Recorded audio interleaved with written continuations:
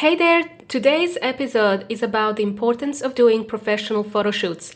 And not just to boost your own personal brand, but professional shoots can also be powerful for companies who are looking to uplift their online presence so they can attract more customers and build that business of their dreams. Especially if you're someone who is in a competitive industry, you must tune in to this show. Okay, let's get started.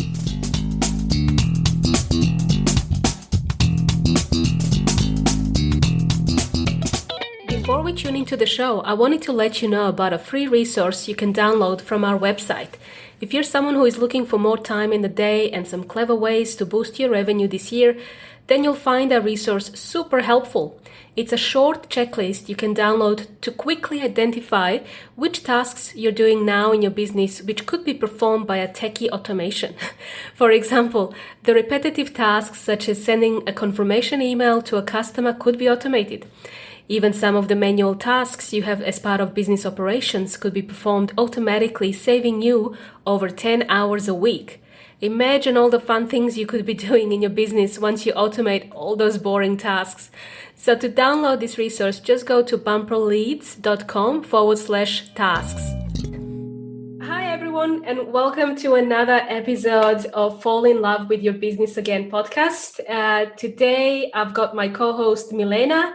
And we also have a wonderful guest here with us today, Mims, who is a professional photographer. She's been doing this for over 15 years, and she works with thought leaders, entrepreneurs, and business owners in helping them create images that amplify their brand in an authentic way, inspiring others to work with them as well. I think Milena and I both found this from a personal situation where we hired Fee to help us in our rebrand. And you can go back to our previous episodes to listen to what we've done in terms of our rebrand. But part of that was to actually work with professional photographers like Fee. And Fee has been an amazing person to work with. She makes photography easy because for me and Milena, we're always shy. We don't want to really show our face.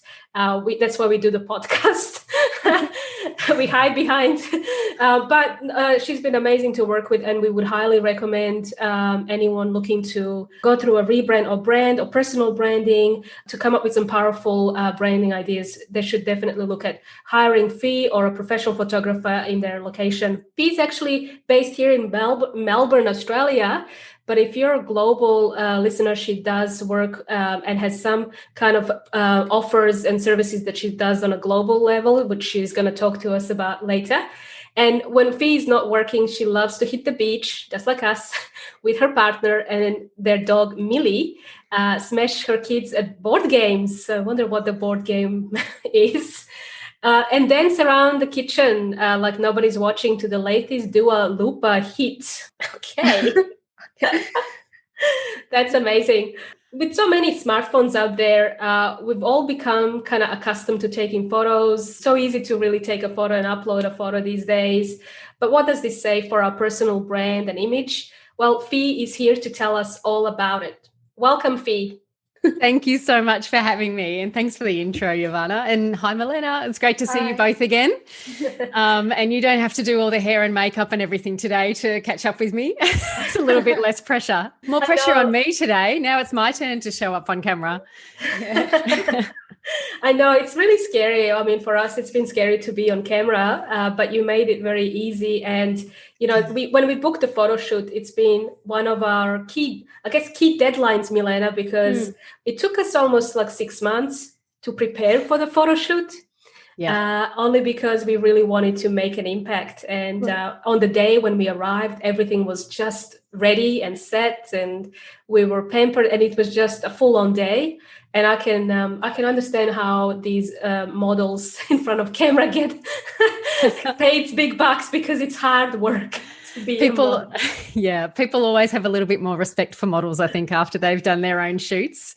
But you guys were so much fun to work with, and I can say so much just about that opening comment, but one thing that I think you had on your side as an advantage is that there were 3 of you together, and it always helps to be in a little bit of company. I work with a lot of individuals one-on-one with shoots, and, I work really hard to relax them. But it was great that the three of you were in together and you could take turns and you could cheer each other on.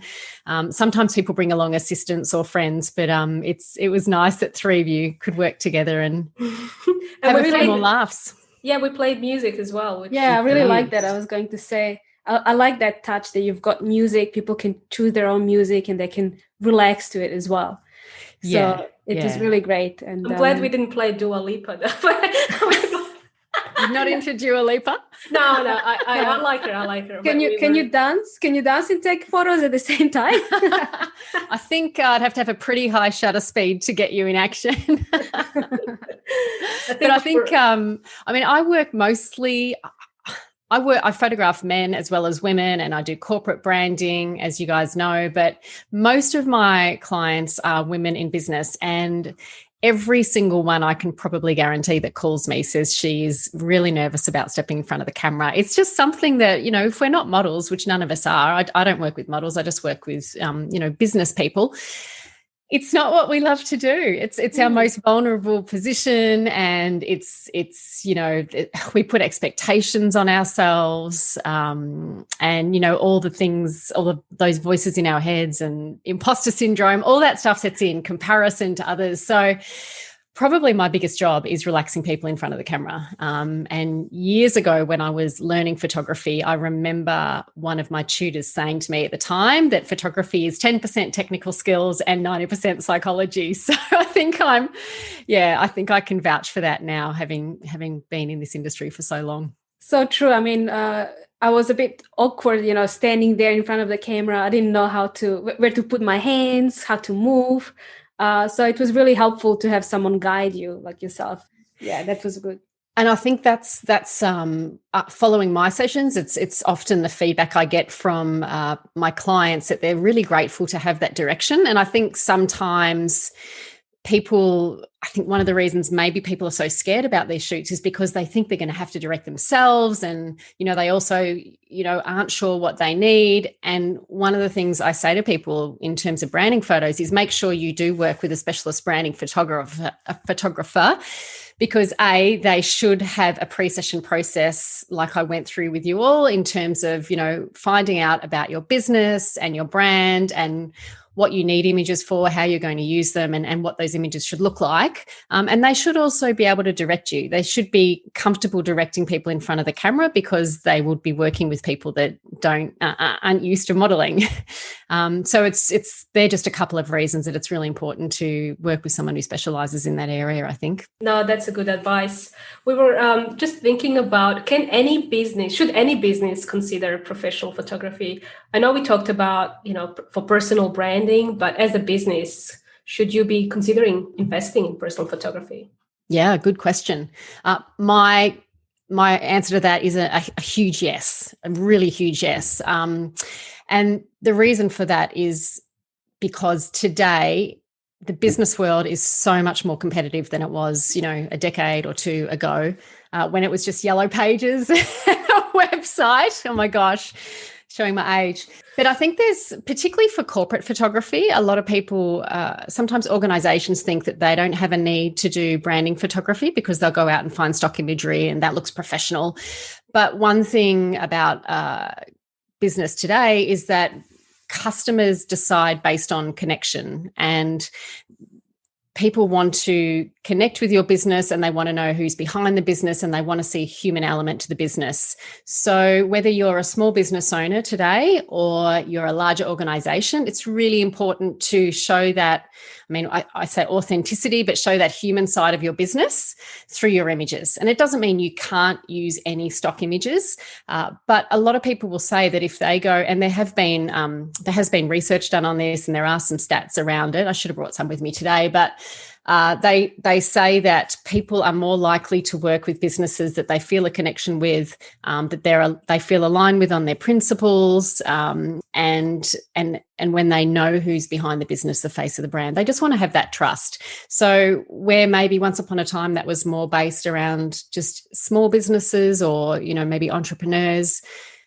it very much relates to all businesses these days, I think. Yeah, I asked because one of our clients, we were doing as you know, we're in automation space. Yeah. We also believe in personalization, in humanizing the whole experience of that brand. And so in order for us to automate things, we need to be thinking about that personal touch and the whole custom experience. But going back to the website, it wasn't that personal. So these clients were selling something that doesn't really look sexy. It's not in the sexy industry. It's very kind of like construction or engineering. And one of the things I was recommending they do is what the other competitors are not, their competitors are not doing, is actually having a face to the brand and just having, the founders, even if it's an about us page, just have some images of, who is behind this brand to personalize this. And they were very scared. And they said, we are selling products. We don't sell services, so that therefore we cannot make it work. And I thought that was really strange because it would be a massive impact compared for somebody to come in and order from, even a placing an order for as a tradie or construction materials. You know who you're talking to, and makes things easy. Yeah, absolutely. And I think, for those of us, you guys and myself, having our own businesses, we totally understand that human element, and we talk about it a lot in our circles and in our niches. But I think there's a huge educational piece that's still going around for people like your client, that they're just so used to a different type of marketing, aren't they? And particularly when they sell products, they would feel even more so that they don't need to show their face. But an example I can think of is I went to a restaurant down here on the peninsula where I live a few months ago, and it was like an American barbecue type thing. And it was a great restaurant, but they had on each table, they had a pamphlet. It had all this copy on it, and it told a little bit about the owner's story. So it said, this is the guy who started the restaurant. This is why he's so passionate about barbecuing. And it talked about how he traveled around the world. And then it talked about a few other personal aspects of how they've grown the business and their passion around the meat and feeding people. And immediately I felt more connected to the business. And I thought that was obviously that's not visual, that's in communication, but it's the same thing, isn't it? It's bringing that human element into it. And from that, just from doing that on the tables, I felt more of a personal connection with that business because I had that understanding of how it was there and the person behind it. So I think it's a lot more important than a lot of people realize. Well, you can't really copy. People can't copy you if you've got your face on the website promoting the brand, promoting a product. Sorry, people are not able to copy you, and that's how you stand out from competitors. Really. Yeah, that's such a great point, Milena. Such a great point. And that's, I suppose, the thing about branding as well, because there's so many branding photographers out there, but, none of them will have me and my brand, like you just said. And it's really one of our biggest assets. And again, I think people might struggle with it because sometimes measuring your brand, it's quite intangible, and I sort of say to people, your branding is a marathon. It's not a sprint. You've really got to just invest in it long term and just keep going and keep going. And it does pay off. When you first started out with photography, have you always done that personal branding? Was that always your niche of photography, or was it something else? No, it wasn't. I actually started out the way a lot of photographers tend to, and that was as a wedding photographer. It's such an easy side. It's not easy, but it's an easy side hustle for getting into the industry because you're working weekends, so I could still work during the week. I actually loved the idea of weddings, and I was a wedding photographer for 10 years until I had my children. I have twins that are now age 12, and when I had my twins, I decided that for a lifestyle decision, I would change my genre, and then I sort of slowly worked my way out of weddings and more into family portraits and business photography. And back then, actually, personal branding wasn't even really talked about. So that's really, I would say, only come about in the last 10 years. And as people just started to need more business photography, I started to offer more, and it just really resonated with me, particularly working with women in business, because as a mum and a woman in business myself, I realise a lot of the struggles that women go through in getting out there and talking about what they do and marketing themselves. So I just really love that genre. So I've never looked back. And a lot of people say to me when I tell them I was a wedding photographer that it must have been terrible and really hard. But my wedding clients were beautiful. I love them. Even though I sort of moved out of the industry, I had beautiful wedding clients. They were very natural days and fun, and you're capturing one of the best days of people's lives. So I love that as well, but I adore where I am now, and I don't think I will ever change. Who does your photography? Who takes photos of you? Good question. A few different people, actually. I mean, I've got some friends in Melbourne that are great branding photographers. So one of my mates, Gemma Carr, took some photos for me a couple of years ago, and I recently updated my images. And another photographer, Lisa Atkinson, who lives close to me on the Mornington Peninsula, she updated my photos this time. So yeah, there's so many around. I like to try different people and work with different people and support different businesses. And I do the same thing with my family photographs. Every couple of years, I try and update my family photos, although takes a bit more than 2 years at the moment as the kids get older. So it's collaboration, like a lot of collaboration with other like-minded people. When I look at our images, but also our clients, and your images, and we shared our images with our clients, and they're all like, wow, it was amazing, looks amazing. But, going through the whole experience, on surface, they all look confident. Everyone's confident. Behind the scenes, we were like, does everyone feel like that? Well over 90%. I occasionally get someone who loves stepping in front of the camera, but I think that's really rare, really rare. What I would say is that by the time the shoot day arrives, even if my clients are nervous, because we've worked through the entire process and we know what's going to happen on the day, we've talked about their business, we've worked out what they're going to wear, they've booked in their hair and makeup, they've got their props organised. So by the morning of the shoot, even if they're nervous, they're feeling confident and excited. So I think that's a really important note for anyone out there wanting to go and book the brand shoot. Give yourself plenty of time to prep beforehand so that it's not last minute and you can think about what you need. And again, work with someone who will help you get prepared. So on the day, yes, you will most likely be nervous, but by the time you turn up to the studio or the location, you should be able to leave all that to the photographer. They should be able to then do their posing magic and lighting and set the mood for you, so you can start to relax. And I would say as well, the first probably 15 to 30 minutes of a shoot is always the toughest, particularly if it's your first shoot. It's so nerve-wracking. So you have to give yourself time to warm into the session. You've got to give your photographer time to even warm into the session with you.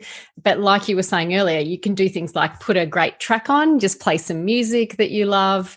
I always try to make bad jokes, but I don't have too many, to be honest. Yeah, you should be able to just turn up and just try and relax and have fun as much as possible, because you've got nothing to lose. You've got so much to gain. And as I always say to people as well, if there's a few shots in there you don't like, you just delete them and don't use them. But there's always plenty, always plenty. I find actually having that, like the professional, the hairstyled, makeup, everything done, you actually work with somebody that does this for your clients before the photo shoot. I found that really helped me be more confident in front of the camera, like having that, going through that process when there's somebody putting makeup properly, because I don't really know how to put makeup on myself, but someone styles your hair and makeup, and then you look like supermodel. Well, you are, yeah. Well, it's like your wedding day, isn't it? You want to look your best. And again, I think that's really important. Occasionally with hair and makeup, I think as women, we're a little bit worried that we're going to look too overdone, too much makeup, too glam. I'm not going to look like myself. I work with a few hair and makeup artists regularly because they know my work and I know theirs, and they know that my clients want to look natural. And then there are some clients that maybe like a little bit more color or eyeshadow, or like to glam it up a little bit more than others. But at the end of the day, they all want to look like themselves, but they want to look their best. And I agree. If we feel like we look great, then that's half the battle, isn't it? Then you portray that on the photo shoot as well. Yeah. And photos are a lot about energy. So you've got to make sure you feel great when you step in front of that camera, even if you are nervous, because you need to bring good energy to your images so people can feel that when they look at them. Yeah, so it looks natural. Yeah. Yes. Another thing I say to my clients, and this is across about sort of trying to feel confident about stepping in front of the camera, is to think more about your audience and your clients than yourselves. And I mean, my main gig is branding photography, but I also work with women in business across their entire business, helping them build their personal brand.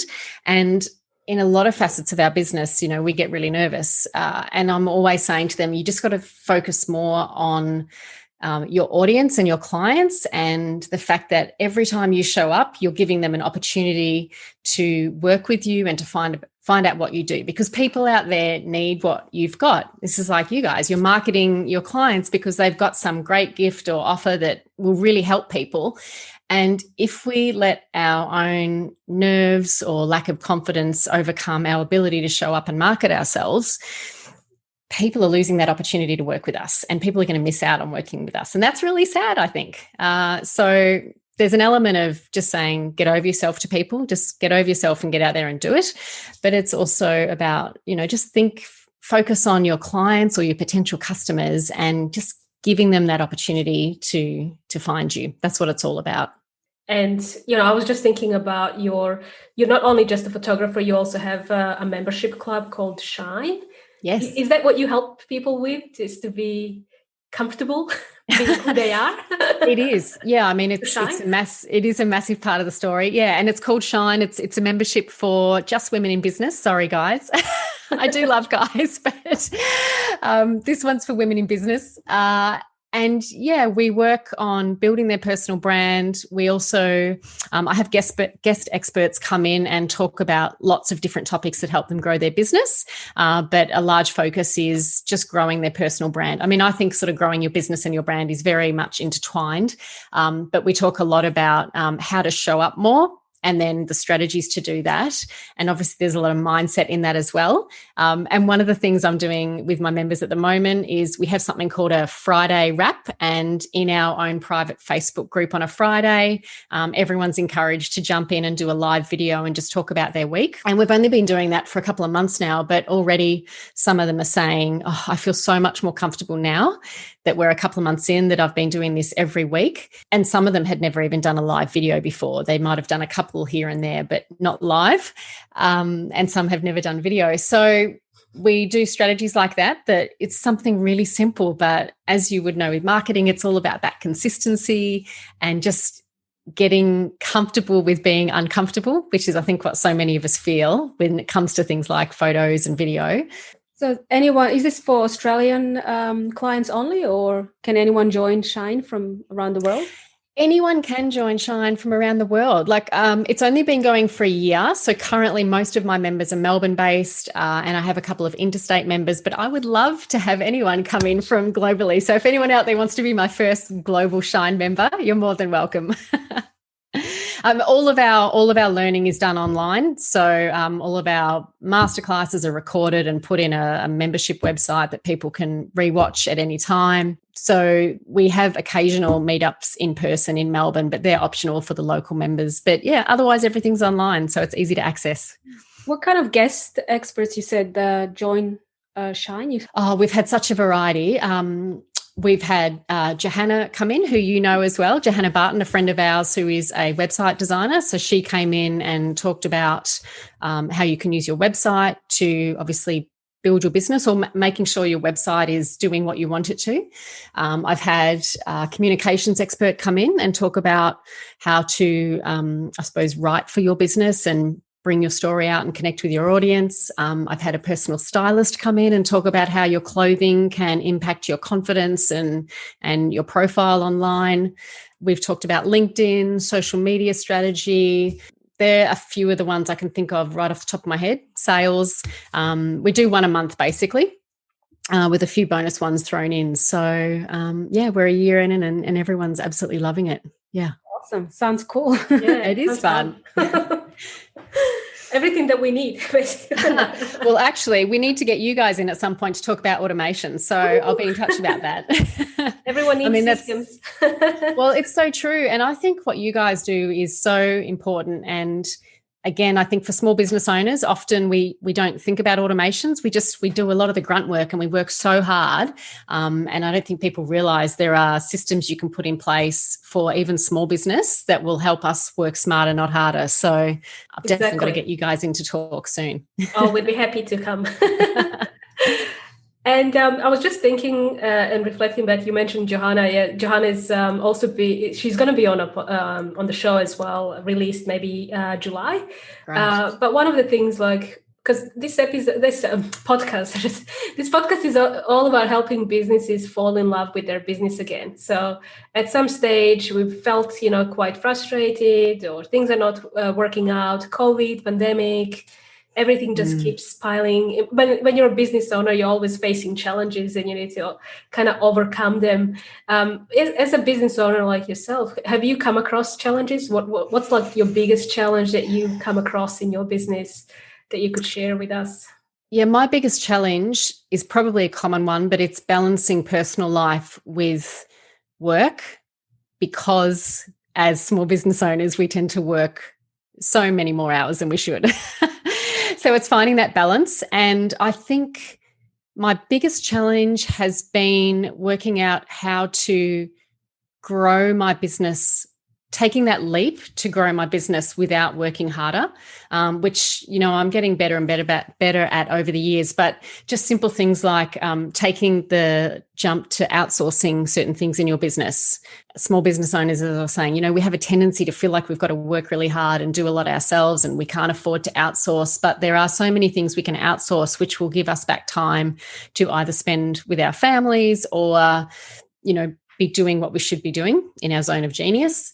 So I think I probably, like a lot of people, waited too long to do some of that growth stuff. So that has definitely been a big challenge for me, moving from, and I'm also the sort of person who loves doing the grunt work, I call it. I love getting work done and ticking things off my list. So changing my mindset from a working mindset to a growth mindset, if that makes sense.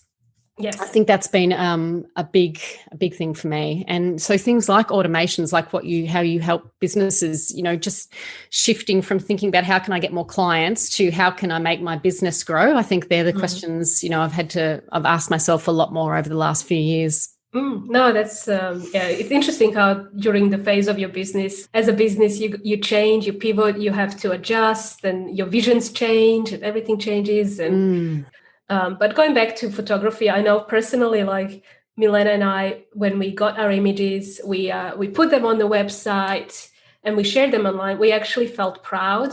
Yeah. And we felt like we wanted to share. Now we feel confident. I used to, before hiring Fee, I think I would hide under the desk before I hit publish. And now I feel like I love my business again because I love myself more and the business. That's so great. I love hearing that. And I'm so glad you said that, because one of the things I like to say is that I sell confidence more than images, because you're so right. You've just nailed it, Jovana, that when women and men have images they're proud of, they will share their website, they'll post a photo, they'll talk about themselves. It makes a massive difference, doesn't it? Massive difference. And marketing is so important to business, and it's one of the things we can easily avoid if we've got a reason to avoid it. It does make a huge difference. Is there a story or a client you've been able to transform? Like, can you share a story of another client that could have gone through a similar? I think most of my clients go through something similar. There is one I can think of who came in a few years ago for a fairly short sort of headshot style session in one of my older studios, and I put on a fan, which, like a wind machine. Did we use a fan at your shoot? I think we did for a bit, didn't we? Yeah. Yes, we did. And all this imposter syndrome set in for her. And we had this conversation about it. We literally stopped taking photos and we talked about it, because she's like, oh my God, I'm just going through this whole, who am I to be standing in front of this wind machine, getting my photo taken. And we talked about that lack of confidence and imposter syndrome that so many women go through, had great conversation about it. And, you know, she got all excited again and she just went with it and had fun with it. And she ended up writing this beautiful article about her wind machine moment and how she pushed through that and had so much fun with the shoot and got these beautiful images that she now has to promote herself with. So, and she ended up writing a book actually, and she put part of that story in the book as well, which was really lovely. And she went away and wrote about it. But I honestly feel like so many women and men go through that similar experience with their images, for sure. Absolutely. Yeah, because Corey was obviously in the photo shoot and he didn't have any professional hair and makeup done. Yes. Guys are so lucky. They're so lucky. They really can get away with it. I mean, I can always flip that and say, well, we're lucky because we get to glam up a little bit and we get to wear lots more different styles of outfits and so forth. But yes, guys don't have pressure on them that way, do they? No. I had a question, but I'm not sure. Do you have any photographers you admire? Do you follow? Yeah, absolutely. There's a brilliant photographer in the US. So for your US listeners, Caroline White Photography, and I absolutely adore her work. She's a brilliant photographer. She travels all over the States. She probably goes international as well. And yeah, her work is beautiful. She's extremely creative, and she works with entrepreneurs in America. And she actually, through the pandemic over there, obviously they were in lockdown a lot longer than we were. And she actually took these beautiful portraits through the pandemic over there of people in their houses through their windows. And at the moment, she's back in business, able to work with people again. And I've seen that she's now advertising underwater shoots with clients, something really creative. So she's she's a beautiful personal branding photographer, but she's got this gorgeous creative side to her work, which I absolutely love. So I follow her very closely. I find her really inspiring, very inspiring. That's very clever, underwater, because that's another thing we were going to do before before COVID, was that we were going to celebrate one of our quarters and go to Port Lincoln here in South Australia and swim with the sharks in the cage. We'll be in the cage. Shark will be outside the cage. So maybe we need to bring Fee along and she can take pictures of us. As long as I'm in a cage with you, I'll do that. That's going to be some serious confidence work there. Wow, that would be exciting. That would be exciting. I heard a story last week. My husband actually heard a story in the media about a guy who found himself in the mouth of a whale. Oh, yeah, he got swallowed. Yeah, yes, and then spat out again. Wow. Amazing. It just reminded me. But yes, if you're in a cage, that won't happen. So you're all good. Maybe you have to be out of the cage. Yes. Yep. How would you get the lighting and everything sorted when you're in the water? That's they're quite expensive, but they do sell casing for cameras that you can. So obviously your camera is fully protected. And lighting wise, I mean, you'd be able to get an attachment for a light. I mean, some cameras these days are incredible in terms of being able to work in dark conditions. But I would say for underwater, you would just get an attachment to your casing. So you'd have like a spotlight there. It'd be amazing to do. Yeah. You don't need to style your hair or do makeup when you're underwater. Not at all. What advice would you give to people who are used to using their phones and, you know, having a quick shoot or, you know, the selfie? I don't know if that's still a thing, a selfie. Yeah, no, such a great question. And actually, for anyone local, I do hold smartphone photography workshops. I'm just about to do my first in-person one back after our own sort of massive COVID lockdown year. But I think this is really important, and being able to take high quality images with your smartphone is really essential for anyone that has their own business these days, whether you're in products or whether you are a service provider. I think that ability to take photos on your phone, edit them, upload them straight away, and also you're sharing authentic images, which creates that connection that we were talking about. I think that's really important. Particularly when it comes to social media, I think feeds can be heavily curated with just beautiful images, one after the other, yeah? But I think what people are looking for these days is a mix of those really beautiful professional photos, but they want to see those authentic images as well. So whether that's, you know, something you share through Instagram stories, or whether it's through taking selfies, you know, whether you're just of yourself or maybe you're at an event and you want to take a group photo, I think it's really important to be able to share those.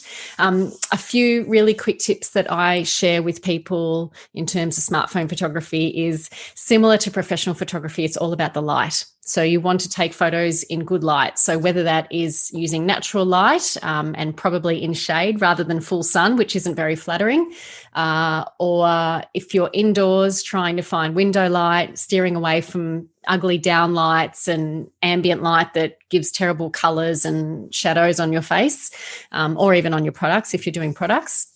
Trying to understand light and work with light is really important.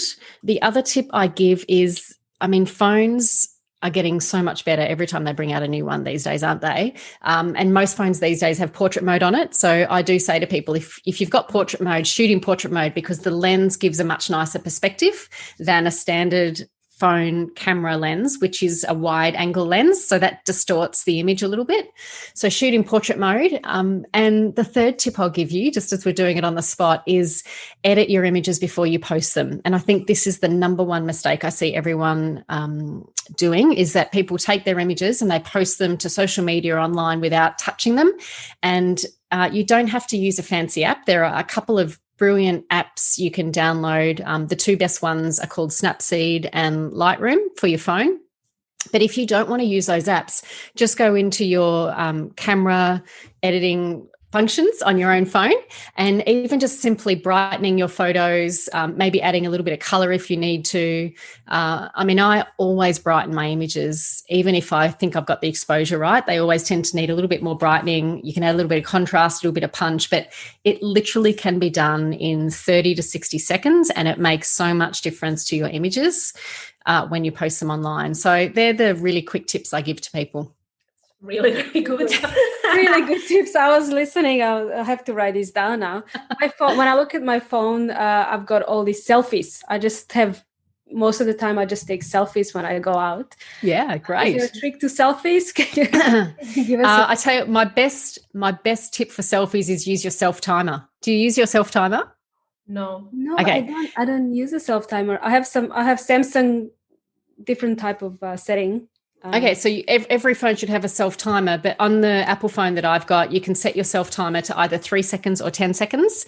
And what I find that does is it gives you time to compose yourself so that you're not trying to hit the shutter button and smile and not look at yourself and look at the right spot. I find that's, you know, it either can create a little bit of camera shake or your expression isn't right. But if you can use your self-timer, it'll give you a few seconds to just take a breath, look at the camera lens at the top of the camera and smile.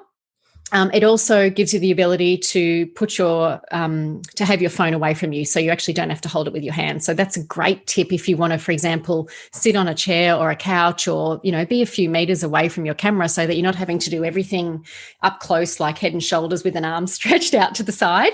So I think people underuse their self-timer all the time. It's your best friend. Yeah, I don't use it at all. I have this setting that's default to Samsung Galaxy 9 Plus phone, where it recognizes your palm. So if I have if I hold my phone in front of me and want to take a selfie, I just show my palm like that, stretch my hand out like that, and it has the little timer. Then I can remove the hand. I think it's about 5 seconds. Oh, great! Then it takes the photo. Oh, that's fantastic. I love it. Yeah, what you know what I find with selfies is that I always look skinnier with a selfie than with Corey. If Corey takes a picture of my portrait, I don't look as good as the selfie. Is it a different camera lens, maybe? It might be. Like, are you taking your selfies up closer? Are you turning on an angle? Like, there's a few posing. When I do my workshops, I usually, yeah. You hold the camera up higher, maybe. I mean, There's definitely a few tricks you can use. I mean, as women, it's always nice that if we've got a little bit of angle in our shoulders, because it narrows us down. And the other tip, which people are always surprised by, is that I say to lean a little bit towards the camera, because everyone tends to lean away from the camera, which actually puts our chin into our necks. And it also can make our chest area or our tummies look bigger because that's fairly close to the camera. But if you lean towards the camera and your face is the closest thing to the camera, your face becomes the focus and everything else sort of falls away a little bit more in terms of perspective. So that's a good tip as well. I mean, I use that for my pro shoots as well as my my selfies. That's really good. So many tips. Full of tips. Feed is full of tips. I've really enjoyed talking with you. And the last question is, where can people go and find you? Like when if they were wanting to engage with you, whether it's through Shine or hire you as a photographer, where would they go? Yeah, sure. I am Mims photography pretty much everywhere across the internet. So that's easy as long as you get my spelling right, which is MIMS. But I think even if you get it wrong, I should hopefully come up. But yeah, femimsphotography.com.au. So my packages are all on my website. If people want to work with me, they can book in for a call and have a chat first. My membership is also on my website, Shine. If people are further afield from Melbourne and are interested in growing their personal brand, or even obviously locals as well. And on social media, I show up regularly on LinkedIn, Instagram, and Facebook. And I am basically Mims or Mims photography across all of those. So I should be pretty easy to find. So come and say hi if you visit. That's very easy. Mims. I will actually include all of those links in our show notes and on the website for listeners to go and check it out. But thank you so much for being an awesome guest and for sharing all these tips, because they're quite amazing. Thank you so much for having me. I love sharing them, and it's great to catch up with you both again. Thanks so much.